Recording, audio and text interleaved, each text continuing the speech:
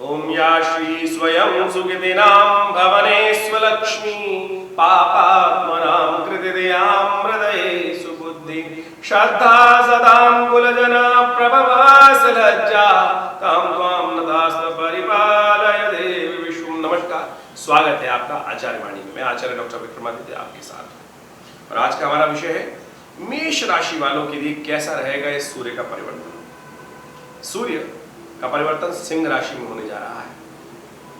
आपके राशि के अनुसार से यदि हम बात करें, लग्न के हिसाब से बात करें, मेष लग्न या मेष राशि वालों के लिए जो सूर्य का ये भाव जो है, जिस भाव में जा रहे हैं, पंचम भाव में जा रहे हैं। पंचम भाव सूर्य का आपकी राशि के अनुसार से, आपके लग्न के हिसाब से उनका अपना भाव है और सूर्य अपने घर जा रहे हैं। पंचम भाव किसका भाव है? बुद्धि का भाव है, विद्या का भाव है। पंचम भाव संतान का भाव माना जाता है, पढ़ाई का, एजुकेशन का भाव माना जाता है। कर्म का भाव भी कहा जाता है, किसको प्रत्यक्ष जो कर्म जीवन करते हैं उससे भाग्य बनता है, उसको भी कई बार इस प्रेडिक्शन से देखा जाता है कि पॉजिटिव जो विद्या अध्ययन के काम करते हैं, अच्छे काम करते हैं, वो भी यहाँ से कई बार प्रेडिक्शन करने के योग बनते हैं। तो ऐसे में पंचम भाव में सूर्य का जाना, अपने घर सूर्य का प्रवेश करना, करीब करीब 31 दिन सूर्य यहाँ पर रहने वाले हैं। 17 अगस्त को विशेष तौर पर 1:32 पर सूर्य यहाँ प्रवेश करेंगे और यहाँ से 17 सितंबर को 1:31 पर यहाँ से पदार्पण करेंगे कन्या राशि की तरफ। अब सूर्य जिस राशि में जाएंगे, पंचम भाव में सूर्य जाने का मतलब आपकी राशि के अनुसार समझे मेष राशि वालों, मेष राशि का संबंध मंगल के साथ है और इन दिनों सूर्य के बिल्कुल सन्निकट आसपास ही चल रहे हैं मंगल। और मंगल यहाँ पर चलते चलते कई प्रकार के योग भी बनाएंगे। मंगल को आप ऐसे समझ सकते हैं कि किस प्रकार का शनि के साथ षडाष्टक योग इस वक्त मंगल का जो बनने जा रहा है वो भी साथ साथ रहेगा और साथ साथ मंगल का शनि के साथ समसप्तक योग चल के निकल के चुका है। षडाष्टक योग जो है वो बड़ा भयावह योग है, विश्व के लिए अशांति का योग माना जाता है। विश्व में अशांति जब भी होंगी, आप देखिएगा, समाज में शांति जब भी होगी, इन षडाष्टक शनि और सूर्य, शनि और जब मंगल है एक दूसरे छठे आठ होंगे तभी इस प्रकार के योग बनते हैं। तो ऐसे में ध्यान रखना चाहिए कि ये शनि का जो योग जो बन रहा है वो क्या प्रभाव उत्पन्न करेगा आपके लिए। उसके लिए अलग से हम वीडियो बनाएंगे। ये षडाष्टक योग जो मंगल का और शनि का बन रहा है उसके क्या कुछ प्रभाव उत्पन्न करेगा। लेकिन अभी का विषय जो हमारा वो है सूर्य का परिवर्तन आपकी राशि के अनुसार से जो पंचम भाव में हो रहा है वो क्या कुछ करने वाला है। देखिए, सूर्य पंचम भाव में विशेष तौर पर कई प्रकार के सुख देने के योग देते हैं। कहा जाता है कि ऐसा व्यक्ति जब जिसके पंचम भाव में सूर्य जब गोचर करते हैं तो ऐसा व्यक्ति क्या होता है, जो बच्चे हैं, यदि जो एजुकेशन संबंध में काम कर रहे हैं उनके लिए कई पॉजिटिव साइंस प्राप्त हो सकते हैं, बुद्धि अच्छी चल सकती है, कई प्रकार से एनालिसिस करने के योग बना सकती है। विद्या जो लोग करने वाले हैं उनमें अच्छे रिजल्ट्स आने के योग बन सकते हैं। यदि एग्जाम चल रहे हैं इन दिनों तो उसमें अच्छे से पॉजिटिव रिजल्ट्स आने के योग बन सकते हैं। सूर्य तो जरूर अच्छा प्रभाव बनाने के योग बना रहे हैं। बाकी ग्रह आपके अनुसार से देखना पड़ेगा राशि में क्या कुछ है, कैसा है, लेकिन सूर्य विशेष तौर पर ये 1 महीने के लिए जहाँ रहने वाले हैं वो आपके लिए बहुत बढ़िया कार्य करने वाले हैं और कई प्रकार की अड़चनों को दूर कर आपके जो विद्या बुद्धि के क्षेत्र हैं उनमें अच्छे से काम करने के लिए रास्ता बनाने वाले हैं।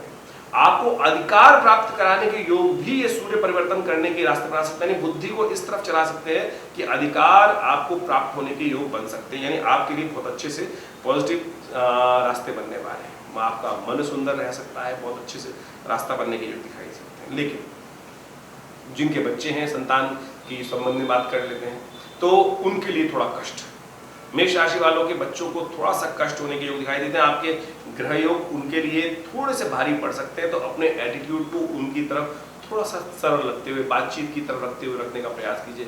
कहीं ना कहीं आपके विचारों से, आपके प्रभाव से उनको कहीं ना कहीं मन में परेशानी होने के योग दिखाई देते हैं, तो अच्छे से काउंसलिंग करें, बात करें, थोड़ा बात करने का समय निकालने का प्रयास करें। इन दिनों जब तक सूर्य पंचम भाव में आपके चलेंगे, खासतौर पर हम बात कर रहे हैं तो मेष सिंह राशि में चलेंगे, तो खासतौर पर पूरे करीब 31 दिन तक थोड़ा सा विचार अपने बच्चों के साथ आप मिलान रखते हुए बात करने का आपको प्रयास करना चाहिए। अन्यथा बच्चों को कहीं ना कहीं दुख आपके कारण से, उनके ग्रहों की, अब उनकी कुंडली भी देखनी पड़ेगी क्या चल रहा है, लेकिन अगर उनका भी ग्रह खराब चल रहा हो तो ऐसे में सूर्य दोनों के प्रभाव से थोड़ा सा कुछ गलत होने के योग दे सकते हैं। तो कोशिश करें उनके निमित्त कुछ उपाय करने का प्रयास करें। एक मंत्र हम आपको बताते हैं, भगवती दुर्गा का मंत्र है, सर्वा बाधा विनिर्मुक्तो धन धान्य सुतान्विता मनुष्यो मत प्रसादेन भविष्यत् न संशयः। इसका कम से कम एक माला नित्य प्रति जप करने दुर्गा सप्तशती के अंतर्गत आए भगवती का ये मंत्र है, 12वें अध्याय में आया है, जिसमें भगवती ने स्वयं कहा है, सर्वा बाधा विनिर्मुक्तो धन धान्य सुतान्विता मनुष्यो मत प्रसादेन भविष्यति न संशयः। इस बात का ध्यान रखते हुए आपको कार्य करना चाहिए। सूर्य का यहाँ परिवर्तन जो आपके पंचम भाव में हो रहा है, आपको प्रिडिक्टिव साइंसेस की तरफ, अध्यात्म की तरफ, एस्ट्रोलॉजी की तरफ भी थोड़ा इंक्लाइन कर सकता है। ऐसे में थोड़ा आपका इन संबंधों को जानने के लिए, ज्ञान विज्ञान के संबंध में जानने के लिए थोड़ा विषय बढ़ सकता है। और खास तौर पर हम बात करें तो जो लोग शादीशुदा हैं, उनके अपने जीवन साथी के स्वास्थ्य का भी ध्यान रखने का प्रयास करना चाहिए। उनके लिए थोड़ा सा जीवन साथी के स्वास्थ्य पे थोड़ा प्रभाव पड़ता दिखाई दे रहा है, तो थोड़ा उपाय विशेष तौर पर उनके निमित्त अवश्य करने का प्रयास करें। उपाय के तौर पर क्या किया जाए, ये भी आपको समझना चाहिए। उपाय के तौर पर आपको विशेष तौर पर ध्यान रखते हुए काम करना चाहिए। सबसे बढ़िया जो स्वास्थ्य के संबंध में भी हम बात करें, अन्नदान सबसे श्रेष्ठ उपाय माना जाता है।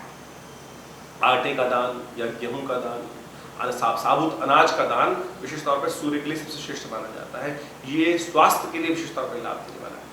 जीवन साथी का जितना वजन हो उसके बराबर ये अन्न का दान रविवार के दिन कर दीजिए, ये बहुत अच्छा हो सकता है। गायत्री मंत्र का जप, ओम भूर्भुवः स्वः तत्सवितुर्वरेण्यं भर्गो देवस्य धीमहि धियो यो नः प्रचोदयात्, कम से कम एक माला इसका जप अवश्य करने का प्रयास कीजिए। इससे बहुत बढ़िया तरीके से आपको कष्ट दूर करने का योग प्राप्त होगा। तो कोशिश ये करें उनका मंत्र जप नित्य प्रति करने का प्रयास करें। गेहूं का मैंने आपको बता ही दिया, दान ये अवश्य करने का प्रयास कीजिए। साथ साथ हो सके तो जैसे जीवन साथी के स्वास्थ्य के संबंध में थोड़ी समस्या आ रही है, थोड़ा महामृत्युंजय मंत्र का जप कर लीजिए। ओम हौं जूं सः ओम भूर्भुवः स्वः ओम त्र्यंबकं यजामहे सुगंधिं पुष्टिवर्धनम् उर्वारुकमिव बन्धनान् मृत्योर्मुक्षी मामृतात् स्वभुवः भू ओम सह जूं हौं ओम। ये मंत्र मैंने आपको शुद्ध इसलिए बताया कि बहुत सारे लोगों के मन में भ्रांति हो जाती है कि मंत्र का शुद्ध उच्चारण कौन सा है, मंत्र कौन सा है, कैसा जप करें। क्योंकि आज क्या है कि आज जमाना यूट्यूब का है, तो बहुत सारे अच्छे लोग यूट्यूब पे रहते ही हैं और पता नहीं कौन कौन से मंत्र कैसे कैसे भाव उच्चारित करके बता देते हैं आपको। और तो इस बात का ध्यान रखें। हम लोग अपने इस चैनल के माध्यम से, इस आश्रम के माध्यम से धर्म के युक्त में जितनी भी बातें हो सकती हैं शास्त्र विधि के अनुसार से आपको बताने का प्रयास करते हैं। आप स्वयं करने का प्रयास कीजिए, वो सबसे श्रेष्ठ है। शुद्ध रूप से करने का प्रयास कीजिए। कोई व्यक्ति आपके लिए करेगा, पैसे लेके करेगा, वो ज़्यादा उससे प्रभावी होगा कि आप अपने लिए कुछ देर के लिए कर लें। और हमने एक विशेष व्यवस्था बना रखी है हमारे विवेकानंद योगाश्रम दिल्ली में। जो भी लोग स्वयं आना चाहते हैं, हमारे यहाँ नित्य 8 घंटे यज्ञ होता है और रविवार को उस कार्यक्रम में आप सब लोग स्वयं सम्मिलित हो सकते हैं, स्वयं उस यज्ञ में भाग ले सकते हैं, जिसमें हम ये सारे मंत्र, ग्रहों के मंत्र, महामृत्युंजय मंत्र, विभिन्न मंत्रों का हर रविवार को सामूहिक तौर पर यज्ञ की व्यवस्था रखते हैं। उसमें हर एक को अलाउ करते हैं कि जो भी आना चाहे रविवार को उस यज्ञ में भाग लेने के लिए आ सकते हैं। सुबह 8 बजे से लेकर करीब करीब 10 सवा 10 तक ये कार्यक्रम चलता है और उसमें भंडारा विशेष रहता है। आप सब भी आप उसमें यज्ञ में आकर माँ भगवती का दर्शन करें, यज्ञ में भाग लें। ईश्वर की प्रेरणा से आपके जीवन के कष्ट दूर होने के अवसर प्राप्त होंगे। संसार में कहा गया है, भारतीय संस्कृति में, यज्ञो वै शिष्टतम कर्म। आप किसी को दान करते हैं, हमने दान करने को कहा, भैया दान करो। अब दान आपने किया, पता नहीं उस व्यक्ति ने बेच दिया या उससे पैसे उपार्जन करके कुछ अहित कर दिया, तो उसके दोष के भागी कौन बनेगा। लेकिन यज्ञ में जो आप आहुति दे रहे हैं परमात्मा को, आप आहुति देते हैं और वो परमात्मा को देते हैं, अर्पित करते हैं अग्नि के माध्यम से, वो साक्षात देवता को प्राप्त होती है और उससे श्रेष्ठ कर्म कोई नहीं है। अग्नि वास्तविक तौर पर माध्यम है जिससे हम जो आहुति हम प्रदान करते हैं वो साक्षात हमारे इष्ट को प्राप्त होती है। तो इसलिए इस विज्ञान को हमने समझते हुए हमारे पिता आचार्य श्री केशव देव जी महाराज ने जो निर्देश किया, इस प्रकार से व्यवस्थाएं बनाई, आज भी वो व्यवस्थाएं उसी प्रकार से चलाते हैं और सुंदर तरीके से आप सब लोग इन सब चीज़ों का लाभ लें।